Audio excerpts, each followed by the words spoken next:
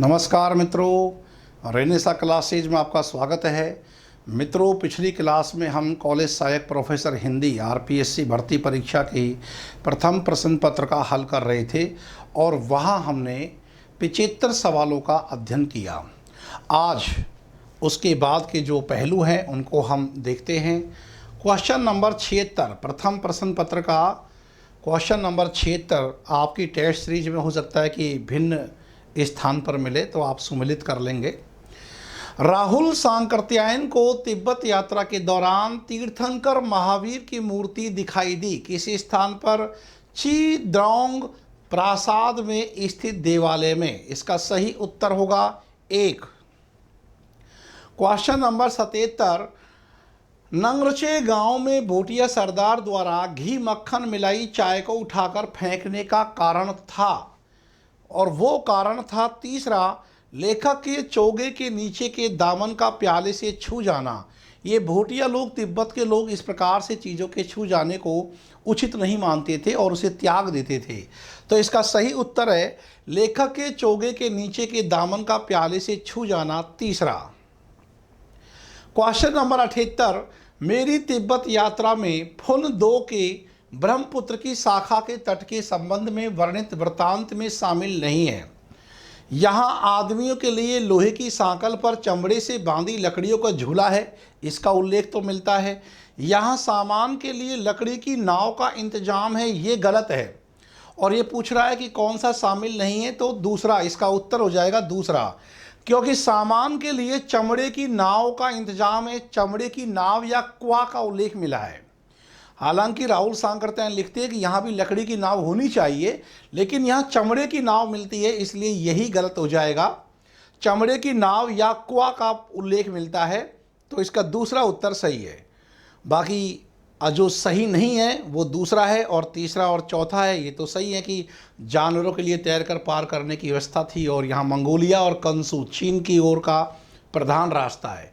तो जो शामिल नहीं है वो कौन सा है? दूसरा। यहाँ सामान के लिए लकड़ी की नाव का इंतजाम है। हिंदी की 17 बोली, वैसे बोली तो 18 ही होती है, लेकिन अब मैथिली बोली को चूंकि भाषा का दर्जा मिल चुका है तो कई जगह 17 बोलियां लिख देते हैं। हिंदी की 17 बोलियों का उद्भव अपभ्रंश के किस रूप से संबद्ध नहीं है? सौरसेनी अपभ्रंश से है, अर्धमागधी अपभ्रंश से, आपकी पता है आपको कि अवधी बघेली छत्तीसगढ़ी निकली है, मागधी अपभ्रंश से बिहारी निकली है, बिहारी में हम मगही मैथिली भोजपुरी पढ़ते हैं।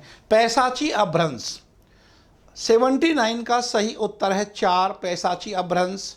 क्वेश्चन नंबर 80 ब्रजभाषा का स्थानीय रूप नहीं है, तो जादोबाटी, डांगी और सिकरवाड़ी ये ब्रजभाषा के स्थानीय रूप है, लेकिन सिपाड़ी नहीं है, क्योंकि सिपाड़ी मारवाड़ी की उपबोली है।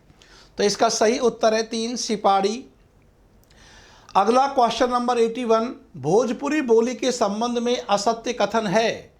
भोजपुरी बोली की उत्पत्ति अर्धमागधी अपभ्रंश से मानी जाती है, ये असत्य है, क्योंकि भोजपुरी का संबंध बिहारी से है, और मगही मैथिली भोजपुरी ये जो बिहारी की बोलियां हैं, बिहारी उपभाषा है, वो मागधी अपभ्रंश से निकली है। मागधी अपभ्रंश से बिहारी, उड़िया, असमिया, बांग्ला वो निकली है। तो इसका सही उत्तर है 2। क्वेश्चन नंबर 82 आदिकालीन हिंदी के संबंध में उपयुक्त नहीं है। संयोगात्मकता की ओर झुकाव नहीं मिलता। आदिकालीन हिंदी में वियोगात्मकता की तरफ झुकाव अधिक मिलता है, तो संयोगात्मकता की ओर झुकाव ये गलत हो जाएगा, यानी कि 82 का सही उत्तर है 1। क्वेश्चन नंबर 83 राजस्थानी भाषा के संबंध में असंगत है। ख ध्वनि के लिए प्राचीन राजस्थानी में प्राय से का प्रयोग, ये तो सही है। भोलानाथ तिवारी राजस्थानी का संबंध सौरसेनी के नागर अपभ्रंश से, ये भी सही है। मरुभाषा, मरुबानी भी कहते हैं राजस्थानी को। जो सही नहीं है वो है 4 राजस्थानी भाषाभाषी क्षेत्र वर्तमान राजस्थान की भौगोलिक सीमा तक ही सीमित है, ये गलत है। क्योंकि आप राजस्थान की मालवी को देखो, मालवी तो मुख्य तौर से इंदौर, उज्जैन, देवास, रतलाम, भोपाल अधिकांशतः एमपी में बोली जाती है। तो राजस्थान की भौगोलिक सीमा तक ही सीमित है, यह कहना गलत है, और विशेषकर मालवी के संदर्भ में तो एकदम गलत है। सही उत्तर हो जाएगा 4। फिर अगला क्वेश्चन देखिए, पिंगल मिश्रित भाषा की रचना कौन सी है? पिंगल पृथ्वीराज रासो। पृथ्वीराज रासों में डिंगल पिंगल दोनों शैलियों का प्रयोग है और मैंने आपको पढ़ाया था कि मुख्यतः यहाँ पिंगल शैली की प्रधानता है। बाकी तो अचलदास, खींचीरी वचनिका, मूनोत, नैणसीरी, ख्यात पावुजीरी दोहा, इनमें पिंगल का प्रयोग नहीं है। पृथ्वीराज रासो इसका सही उत्तर है। और क्वेश्चन नंबर 85, उत्तर पूर्वी राजस्थानी की प्रमुख बोली कौन सी है? इसका सही उत्तर है मेवाती। मित्रों ध्यान रहे, मेवाती उत्तर पूर्वी राजस्थानी की प्रमुख बोली है, मेवाती और अहिरवाटी। उत्तर पूर्वी राजस्थान में मेवाती और अहिरवाटी आती है, मैंने आपको ये पढ़ाया था। मारवाड़ी है ये तो पश्चिमी राजस्थानी है, और हाड़ौती और ढूंढाड़ी इन दोनों को हम मध्य पूर्वी राजस्थानी कहेंगे। तो उत्तर पूर्वी राजस्थानी में सही उत्तर हो जाएगा एक मेवाती। 85 में एक। क्वेश्चन नंबर 86, इनमें से अवधि की प्रारंभिक कृति कौन सी है? मुल्ला दाऊद की चंदायन जो 1379 ईस्वी में, और वैसे भी रामकुमार वर्मा के अनुसार भी और सार्वभौमिक मान्यता के अनुसार भी ये अवधि सूफी रचनाओं में पहली रचना है। तो इसका सही उत्तर है चंदायन। क्वेश्चन नंबर 87, राजस्थानी वर्ग की मालवी बोली का क्षेत्र नहीं है। रतलाम, देवास, उज्जैन तो है लेकिन रायपुर नहीं है। रायपुर छत्तीसगढ़ में है, छत्तीसगढ़ी प्रभाव मिलता है। तो सही उत्तर क्या हो जाएगा? 4। क्वेश्चन नंबर 88, बागड़ी बोली को निम्नलिखित में से सर्वाधिक प्रभावित करने वाली भाषा कौन सी है? पंजाबी, बघेली, ब्रज, गुजराती। तो बागड़ क्षेत्र कौन सा है? डूंगरपुर, बांसवाड़ा का, वहाँ गुजराती बोली का प्रभाव मिलता है। सही उत्तर क्या है इसका? गुजराती। 4। संघ की राजभाषा हिंदी लिपि देवनागरी होगी। संविधान के अनुच्छेद 343(1) में व्यंजित है। ये सब क्वेश्चन भाषा के जो है आपसे क्लास में डिस्कस की हुई सवाल हैं। ढूंढाड़ी बोली को इस नाम से नहीं जाना जाता। अब देखो, इसको झाड़साई कहते हैं, जयपुरी भी कहते हैं। इसमें काई कोई शब्दों का विशेष प्रयोग होता है। तो काई कोई की बोली अहिरवाटी बोली। अहिरवाटी का संबंध जो है वो हरियाणवी से जुड़ रहा है, बांगरू से जुड़ रहा है। तो ढूंढाड़ी बोली जो है वो किस नाम से नहीं जानी जाती? अहिरवाटी बोली। 90 में 3। क्वेश्चन नंबर 91, वैज्ञानिक तथा तकनीकी शब्दावली आयोग भारत सरकार द्वारा देवनागरी वर्णमाला सारणी के मानकीकृत स्वीकृत रूप में सम्मिलित नहीं किया जाने वाला लिपि चिन्ह है लिरी। जो तीसरा विकल्प आप देख रहे हो ये बिल्कुल सही है, लिरी। क्वेश्चन नंबर 92, वैज्ञानिक तथा तकनीकी शब्दावली आयोग द्वारा मानक हिंदी वर्तनी मानकीकरण के अनुसार हाइफन का प्रयोग नहीं किया जाना चाहिए। हाइफन को हम योजन चिन्ह या समास चिन्ह भी कहते हैं। हाइफन अंग्रेजी में इसको बोल देते हैं, ये योजन या समास चिन्ह है। ये कहाँ इसका? ये सामान्यतया तत्पुरुष समासों में। तो हाइफन का प्रयोग कहाँ नहीं किया जाना चाहिए? सामान्यतया तत्पुरुष समासों में। सही उत्तर है इसका 2। क्वेश्चन नंबर 93, हिंदी का मानक रूप किस बोली के सर्वाधिक निकट है? खड़ी बोली। मेरठ की जो खड़ी बोली है हिंदी का मानक रूप है। खड़ी बोली को हिंदी का मानक रूप कहते हैं। तो एक ये भी आपसे टेस्ट में पूछा था, क्लास में सब क्वेश्चन ये डिस्कस किए हुए हैं। 94, हिंदी वर्तनी के मानक रूप की दृष्टि से अशुद्ध शब्द कौन सा होगा? तो मित्रों इसमें अशुद्ध शब्द कौन सा हो रहा है? तीसरा, स्थाई। क्योंकि स्थाई हम किस प्रकार से लिखते हैं? इस प्रकार से। तो इसका सही उत्तर है 3। क्वेश्चन नंबर 95, किस विकल्प के सभी शब्द परा उपसर्ग से निर्मित है? मित्रों इस प्रश्न के बारे में मैं आपको बता दूं कि ये प्रश्न डिलीट की श्रेणी में होगा। ये प्रश्न डिलीट होगा क्योंकि इसमें परा उपसर्ग से सभी समूह मेल नहीं खाते हैं। फिर भी इसका कोई निकटवर्ती उत्तर होगा तो तीसरा, क्योंकि परावर्त में है और पराक्रम में है परा, लेकिन परार्थ में कैसे करोगे आप? पर अर्थ करोगे तो वहां परा नहीं आ रहा है, लेकिन निकटवर्ती उत्तर तीसरा मान सकते हैं। वैसे तो ये प्रश्न 100% डिलीट होगा, क्योंकि आप देखिए पराधीन में नहीं है, पर प्लस अधीन होता है। इस प्रकार से आप देखेंगे कि यहाँ पराग में नहीं निकल रहा है परा, तो इस प्रकार से पराश्रय है तो परधन आश्रय बोलते हो आप। तो इसका निकटवर्ती उत्तर यूँ आप कह लो, क्योंकि परावर्त और पराक्रम में मेल खा रहा है, दिक्कत परार्थ में है। निकटवर्ती उत्तर में आपका जिसने तीसरा किया है, वैसे इसमें जिसने जो भी किया है उस सबको बोनस अंक मिलना है। ये क्वेश्चन डिलीट होगा, निकटवर्ती होने के कारण हम इसमें तीसरा मान ले रहे हैं। क्वेश्चन नंबर 96, किस विकल्प के सभी शब्द संतानवाची प्रत्यय से निर्मित है? काश्यप, वासुदेव और पार्थ, यानी कि 96 का सही उत्तर है 4।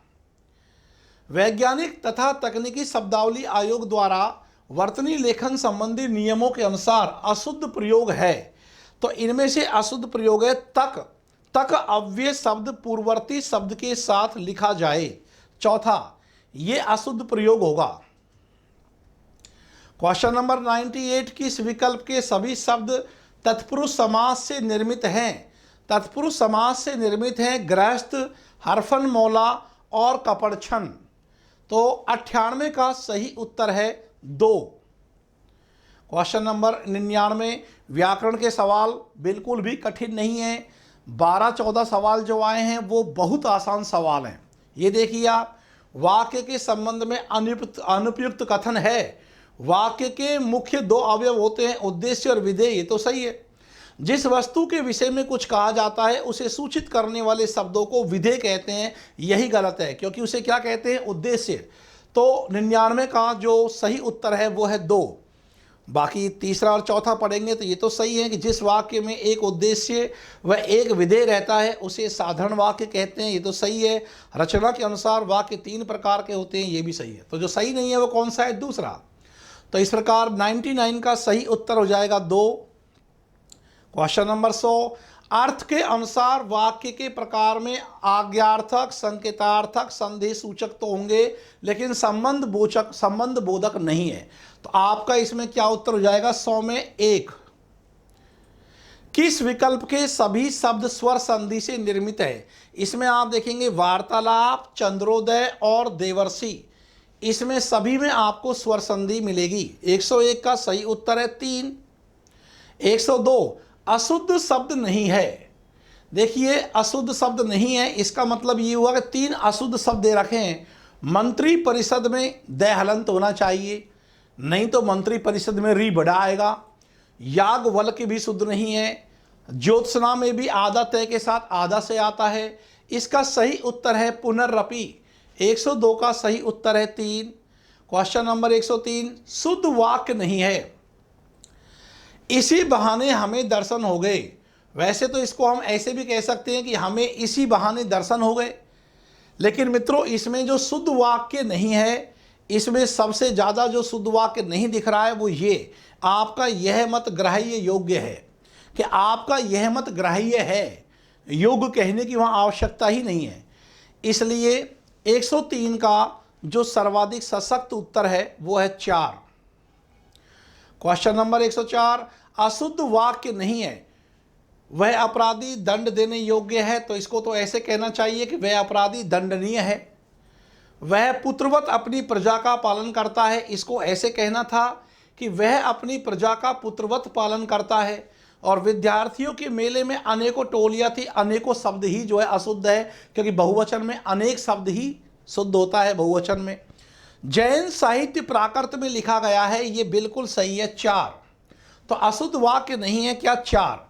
कुछ लोग कह रहे हैं कि नहीं, इसमें यह होना चाहिए कि जैन साहित्य प्राकृत भाषा में। तो मित्रों प्राकृत अपने आप में भाषा है, भाषा शब्द का प्रयोग नहीं भी हो रहा है तो भी ये शुद्ध है। तो जैन साहित्य प्राकृत में लिखा गया है। 104 में 4।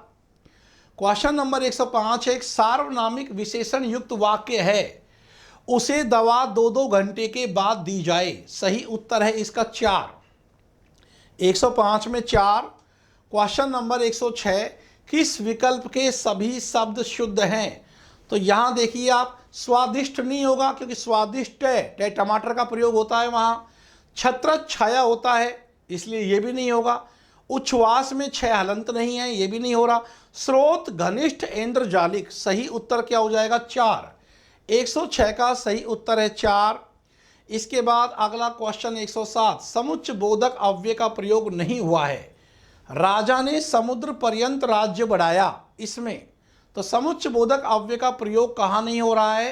राजा ने समुद्र पर्यंत राज्य बढ़ाया, दूसरे में। 107 का सही उत्तर है 2। 108, रमणीयार्थ प्रतिपादक शब्द काव्यम, बहुत चर्चित परिभाषा किसकी है? आचार्य पंडितराज जगन्नाथ। ये परिभाषा आती रहती है।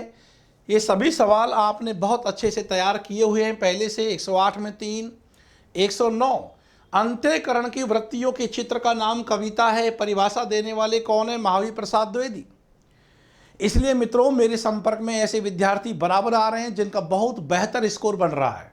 जमाना भले इस पेपर को लेकर कहता रहे कि कठिन है, लेकिन मेरे हुए पढ़ाए हुए विद्यार्थी को बिल्कुल भी यह पेपर कठिनता के स्तर को अनुभव नहीं कर रहा। महावीर प्रसाद द्विवेदी का यह काव्य लक्षण आपने स्पष्ट तौर से लिखा था। किस विकल्प में आकर्मक क्रिया का प्रयोग हुआ है? राजा ने दान दिया। राजा ने क्या दिया? दान। कर्म यहाँ भी है। नौकर चिट्ठी लाया। नौकर क्या लाया? चिट्ठी। कर्म का रूप यहाँ भी है। पंडित कथा सुनाते हैं। पंडित क्या सुनाते हैं? कथा। तो कर्म रूप यहाँ भी है। नौकर बीमार रहा, ये जो है किस विकल्प में आकर्मक क्रिया का प्रयोग हुआ है? अकर्मक क्रिया जहाँ कर्म नहीं हो रहा है तो नौकर बीमार रहा, तो तीसरा इसका विकल्प सही होगा। 110 में 3। तो ग्रामर के सवाल जो हैं वो बहुत अच्छे क्वेश्चन आए हैं और बहुत ज़्यादा डीपली क्वेश्चन वो नहीं है। 111वां क्वेश्चन देखेंगे। आचार्य भट्टतोत, ये वही है जो अभिनव गुप्त के गुरु हैं और जिन्होंने काव्य कौतुक पुस्तक लिखी है।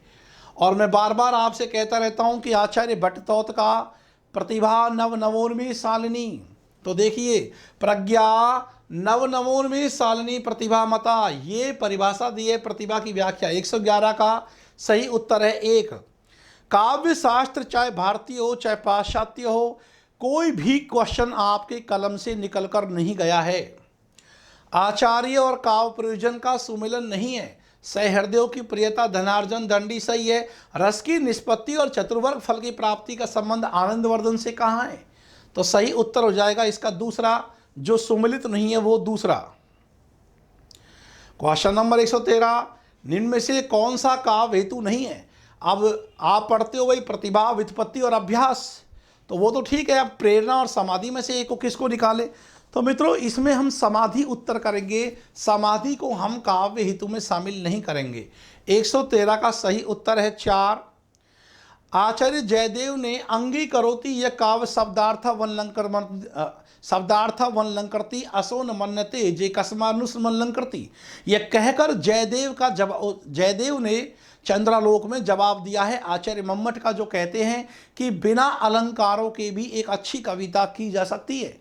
जब मम्मट ने ये बात कही तो उसके विरोध में जयदेव ने ये बात कही, तो किसको चुनौती दी है? मम्मट को। 114 में 2 बाकायदा आपको पढ़ाया है।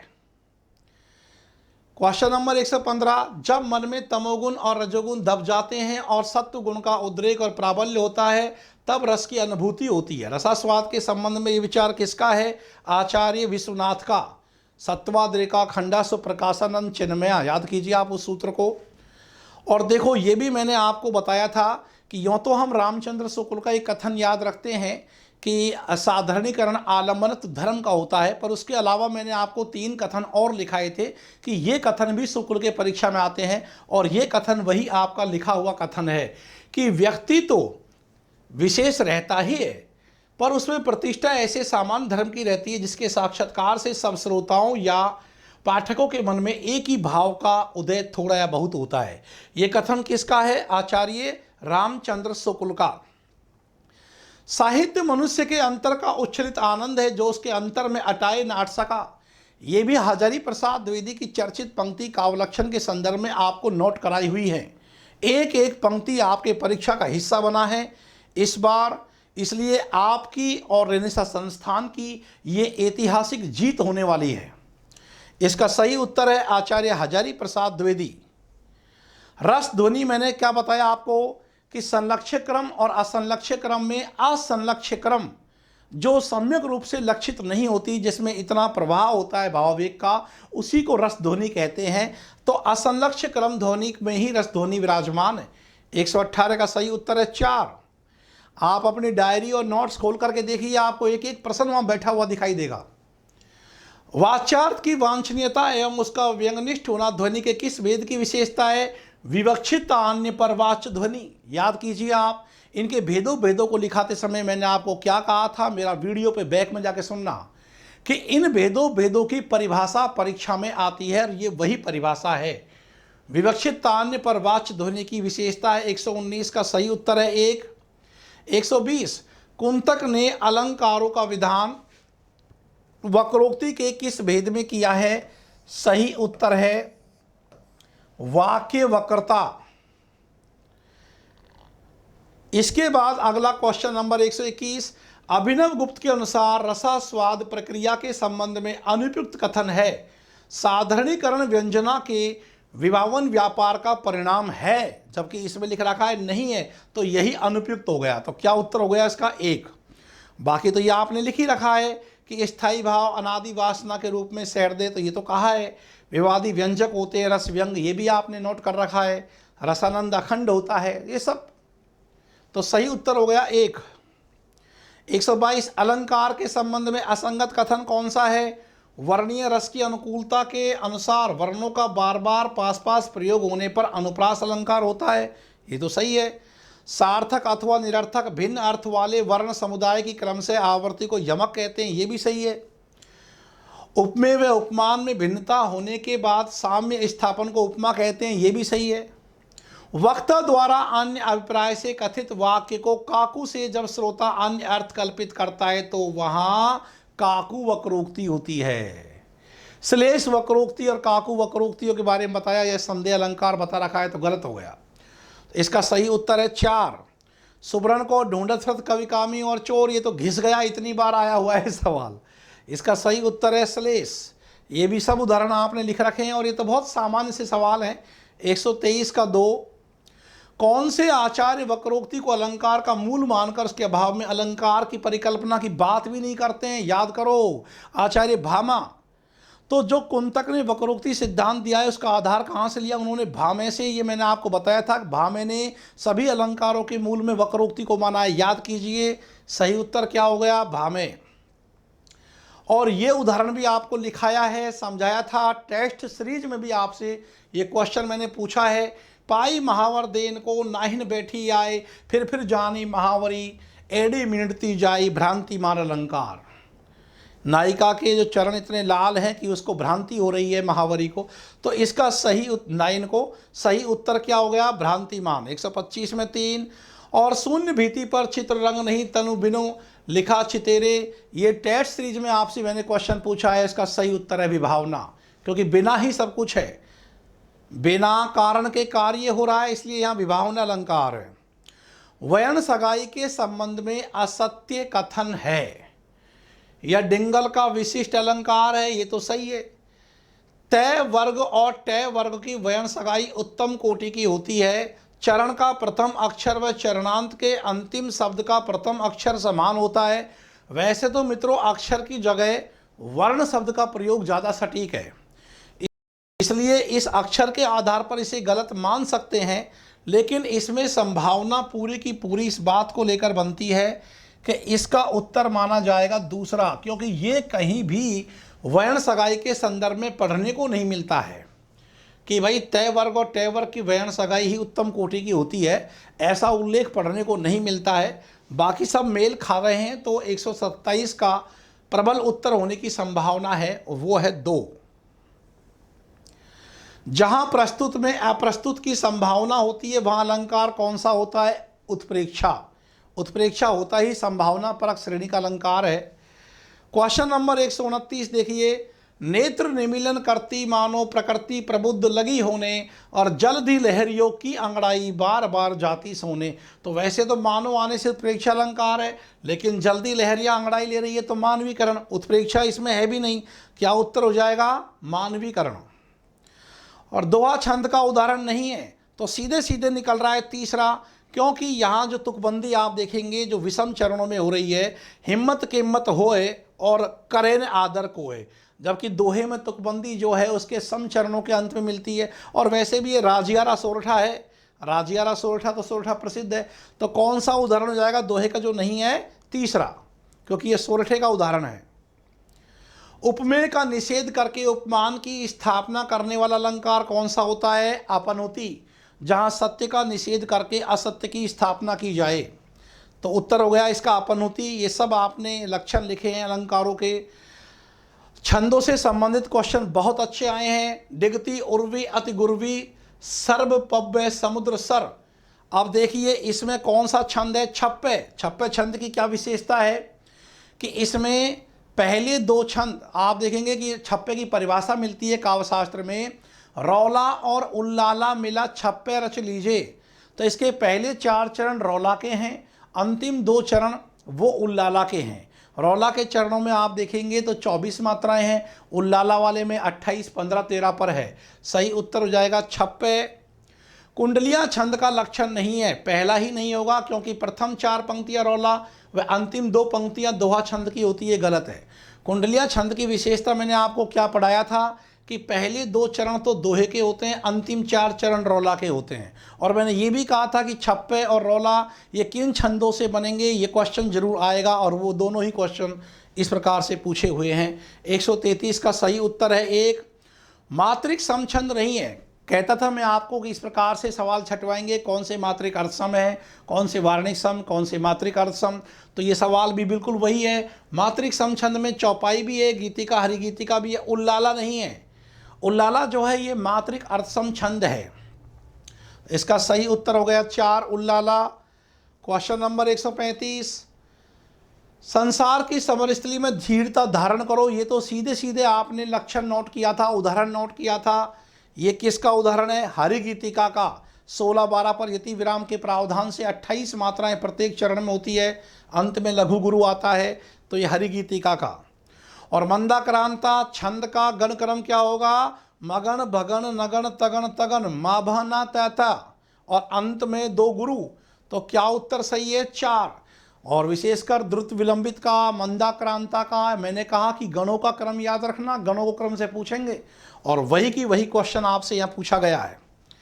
क्वेश्चन नंबर 137, धर्म के मग में अधर्मी से कभी डरना नहीं, चेत कर चलना कुमार्ग में कदम धरना नहीं। पंक्तियों में गीतिका छंद है, और गीतिका छंद में आप जानते हो 14-12 पर यति विराम लेकर 26 मात्राओं का यहाँ एक क्रम निकल रहा है। तो सही उत्तर क्या हो जाएगा 137 में? 1 गीतिका। अब कुछ पाश्चात्य काव्यशास्त्र के सवाल। प्लेटो के संबंध में असत्य कथन होगा। कविता ज्ञान से उत्पन्न होती है, यही असत्य कथन है। प्लेटो कहते हैं कि कविता जो है वो ईश्वरीय प्रेरणा से, दैविक एक प्रकार से उन्मादग्रस्त हालत में कविता रचना उत्पन्न होती है। बाकी के तीनों सही है कि काव्य और नाटक अंतः प्रेरणा से उत्पन्न होते हैं। काव्य भाव को उद्दीप्त करता है, तर्क को नहीं। कवि केवल माध्यम है, वास्तविक रचयिता तो ईश्वर है। तीनों ही सही है। तो कविता ज्ञान से उत्पन्न होती है, ये विचार प्लेटो का नहीं है।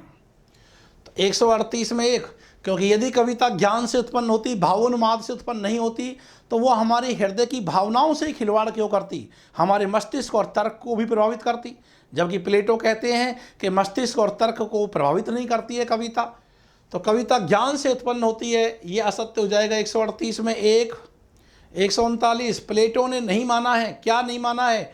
कला में अनुकरण की बात, ये तो मानी है। हालांकि अनुकरण को उन्होंने कोई विशेष गंभीर कार्य नहीं माना। कलाओं के पारस्परिक संबंधों वर्गीकरण की बात, वो भी मानी है। कलाओं में आदर्श की, न्याय की, सौंदर्य, सत्य की, प्रतिष्ठा की बात प्लेटो नहीं करते हैं। सही उत्तर हो जाएगा 3। और चिंतन को कला साधना का आवश्यक अंग ने मानना, ये सब तो है, लेकिन प्लेटो ने जो नहीं माना है वो 3। कलाओं में आदर्श की, न्याय, सौंदर्य, सत्य की, प्रतिष्ठा की बात नहीं मानी है। 139 में 3, जबकि अरस्तु तो मानते हैं। क्वेश्चन नंबर 140, प्रबल जो तुम में पुरुषार्थ हो, सलभ कौन तुम्हें न पदार्थ हो। देखिए ये द्रुत विलंबित छंद है, जो 12 वर्ण गिन लीजिए आप, और फिर 12 वर्ण गिनने के बाद द्रुत विलंबित हो तो नभ भरा, नगन भगन भगन रगन का भी एक क्रम इसमें आ रहा है। तो इसका सही उत्तर है द्रुत विलंबित। अगला क्वेश्चन नंबर 141, अरस्तु के अनुकरण सिद्धांत के संबंध में असंगत कथन है। कला प्रकृति की भावना में तथा कल्पना में अनुकृति नहीं है, जबकि अरस्तु ने कहा कि है, इसलिए यही असंगत हो जाएगा 141 में 1। 142, अरस्तु ने त्रासदी के अनिवार्य कितने अंग स्वीकार किए? 6। आप याद कीजिए, सब एक एक प्रश्न काव्यशास्त्र का, हर पहलू से प्रश्न, पाठों से प्रश्न, कविताओं से प्रश्न, साहित्य के इतिहास से प्रश्न। बस 2-3 कथनों को यदि आप इग्नोर कर दे तो पूरा की पूरा पेपर आपके केवल और केवल क्लास नोट्स का हिस्सा है। 143, प्लेटो के विचारों में बेमेल। प्लेटो के विचारों से बेमेल कौन सा है? अमूर्त ज्ञान रूप व धारणा प्रसूत आभास में अंतर नहीं होता, जबकि इन्होंने इसमें अंतर बताया है। 143 का सही उत्तर है 4। 144 अरस्तु के विरेचन सिद्धांत के संबंध में असंगत कथन कौन सा है? तीसरा असंगत होगा कि प्लेटो द्वारा प्रतिपादित सिद्धांतों का समर्थन करने हेतु विरेचन की अवधारणा प्रस्तुत की गई है। समर्थन कहाँ है? प्लेटो ने तो ये कहा है कि कवि हमें पागल बनाता है, अनैतिक बनाता है, वासना से ग्रस्त करता है, ऐसे कवि को आदर्श राज्य से निकाल दो। तो कविता को कोई महत्व नहीं दिया है प्लेटो ने, जबकि अरस्तु ने कविता को महत्व देते हुए बताया कि करुणा और त्रास के मनोविकारों के द्वारा जो हमारा विरेचन होता है उससे हमारे उद्वेग की शांति होती है, मन शांति विषदता के भाव मिलते हैं, कला स्वाद प्रदान होता है। तो लेकिन समर्थन कहाँ हुआ? तो अलग ही बात कह रहे हैं अरस्तु वहाँ। तो इसका सही उत्तर हो जाएगा 3। 144 में जो असंगत है वो है 3। क्वेश्चन नंबर 145 पेरी इप्सुस ग्रंथ के रचनाकार कौन है? लॉन्जाइनस। पेरी इप्सुस औदात्य रचना। और 146 क्वेश्चन नंबर त्रासदी के अनिवार्य अंगों के संबंध में उपयुक्त कथन है। मेरा व्याख्यान नंबर 225 मुझे आज तक याद है, जहां मैंने त्रासदी के अंगों को पढ़ाते समय बताया था कि ये अनुकरण की विधि है, ये जो है वो अनुकरण के विषय हैं। तो इसका जो उपयुक्त कथन है वो है कथानक, चरित्र और विचार ये अनुकरण के विषय हैं। सही उत्तर है 3। तो देखिए पदरचना और संगीत है वो तो अनुकरण के माध्यम है, और जो दृश्य विधान है वो अनुकरण की विधि है, और ये जो कथानक, चरित्र और विचार है ये अनुकरण के विषय हैं। आप देखिए मेरा 225 व्याख्यान को मैंने एकदम से चार्ट बना के आपको ये पढ़ाया है। सही उत्तर है 3। क्वेश्चन नंबर 147 लॉन्जाइनस की उदात्त संबंधी मान्यता अनुसार असंगत कथन है। विशेष साधन नहीं साध्य है, ये तो संगत है। प्राचीन काव्यानुशीलन आवश्यक है, ये भी संगत है, क्योंकि ये है तो मूल रूप से शास्त्रवादी विचारक, और शास्त्रवादी विचारक प्राचीन काव्यानुशीलन को महत्व देते हैं। विशद बिंबों की योजना उपाधि है, इसकी भी इन्होंने बात की है। विषय का विस्तार पूर्ण होना आवश्यक है, ऐसा नहीं कहा इन्होंने कि आवश्यक है, इसलिए चौथा 147 का सही उत्तर है 4। क्वेश्चन नंबर 148 क्रोचे से संबंधित है। क्रोचे की मान्यता नहीं है, सहज ज्ञान और प्रत्यक्ष ज्ञान में अभेद है, ये बात कहते हैं। स्वयं प्रकाश ज्ञान बौद्धिक ज्ञान से स्वतंत्र और स्वायत्त होता है, बिल्कुल सही है। अभिव्यंजना ज्ञान रूप है और काव्य प्रकाशन कर्म रूप है, एकदम सही। कला एक आध्यात्मिक प्रक्रिया है, ये असंगत है। आध्यात्मिक नहीं आत्मिक प्रक्रिया कहा है। मित्रों क्रोचे का साफ कहना है कि कला का धर्म से, दर्शन से, ईश्वर से, नैतिकता से, अनैतिकता से कोई संबंध नहीं है। कला एक आत्मिक प्रक्रिया है, और कला जो है वो केवल कला के लिए है। तो कला एक आध्यात्मिक प्रक्रिया है, ये असंगत है। कला एक आत्मिक प्रक्रिया है, ये लिखा होता तो सही हो जाता। तो 148 में जो क्रोचे की मान्यता नहीं है वो है 4। क्वेश्चन नंबर 149 क्रोचे के अनुसार कला की सृजन प्रक्रिया से जुड़ा अनिवार्य चरण नहीं है। कलाकार द्वारा उद्दीपक प्रभावों के अंतर्गत अमूर्त संवेदना का अनुभव, ये तो सही है, अमूर्त संवेदना से जुड़ा हुआ है इनका अभिव्यंजनावाद। बिंब विधान के माध्यम से मानस स्तर पर ही अभिव्यंजना की पूर्णता हो जाती है, आपने नोट किया था ये भी। कल्पना शक्ति के माध्यम से उद्दीपक प्रभावों का संश्लेषण और अन्वय होता है। मानस अभिव्यंजना का भौतिक स्तर पर कला आदि के रूप में अवतारण। मैंने कहा कि क्रोचे के अभिव्यंजना का संबंध बाहरी परिवेश या भौतिक वातावरण इन सब से नहीं है, वो सब कुछ आंतरिक है और मानसिक है। तो जो मानसिक है वहाँ भौतिक कैसे हो सकता है? तो ये इसका सही उत्तर हो जाएगा 4। और ये है क्वेश्चन नंबर 150 लॉन्जाइनस के उदात्त के स्रोत में सम्मिलित नहीं है। भावावेश की तीव्रता ये सम्मिलित है, गरिमा में रचना विधान ये सम्मिलित है, समुचित अलंकार योजना ये सम्मिलित है, लेकिन अत्यधिक शब्दाडंबर ये तो दोष में है। ये उदात्तता का पहलू कहाँ है? ये तो उदात्तता को भी एक प्रकार से तोड़ने वाला पहलू है।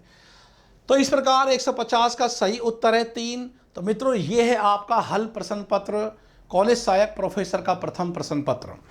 मित्रों कल की क्लास में मैंने आपको द्वितीय प्रश्न पत्र हल कराया था, उसमें 3 प्रश्नों को आप और चेंज कर लें, और 3 प्रश्नों को चेंज करने के बाद में अब जो आपकी ओवरऑल मेरिट बनती है वो आप मुझे बताएंगे, और फिर हम अगली क्लास में इस परीक्षा में विभिन्न श्रेणियों में मेरिट कितनी जाएगी उसकी मैं अगली तुरंत क्लास में बातचीत करूंगा।